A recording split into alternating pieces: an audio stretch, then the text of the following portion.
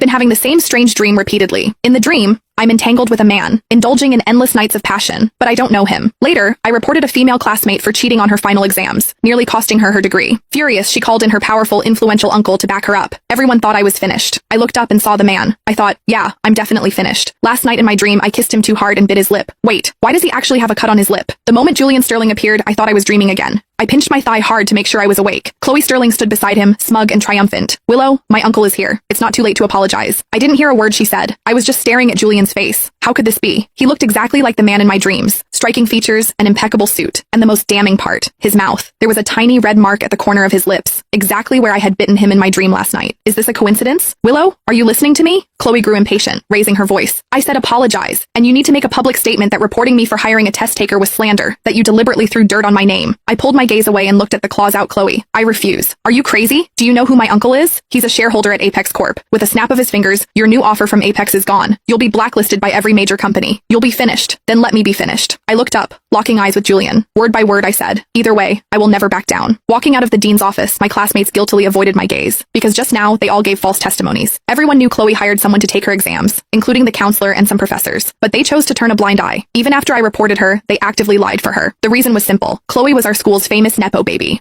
The Sterling family was already rich, but ever since her uncle Julian took over the family business, their wealth skyrocketed like a rocket. From malls to theme parks in the city, he built them. Julian also had stakes in many major corporations. Offending Chloe meant offending Julian. Even though this tycoon wasn't even 30 yet, he was already a powerful figure no one dared to cross. Except me, the thorn in everyone's side. If the report was substantiated, Chloe might not graduate. Panicked, she summoned her uncle, who was on a business trip abroad, to back her up. My roommate followed me, trying to persuade me earnestly. Why bother? We're about to graduate. Just endure it and it'll pass. You endure it if you want. I won't. Sigh, her uncle is powerful. There's nothing we can do. That's not what you said when she copied your thesis. My roommate choked, unable to refute. Chloe was in our dorm. She was arrogant and looked down on everyone, but she bullied me the hardest. At first, I didn't understand why. Later, I found out it was because of a senior. Chloe used to have a huge crush on him. One day, I accidentally wore the same jacket as him. People teased us, saying we were wearing couple outfits. The senior smiled and said just 2 words. My honor. Chloe held a grudge against me for that. Yes, for something that petty. In fact, I didn't even have that senior's number. Chloe liked many boys afterward, but her hatred for me never changed. I returned to the dorm and continued organizing evidence of Chloe's cheating.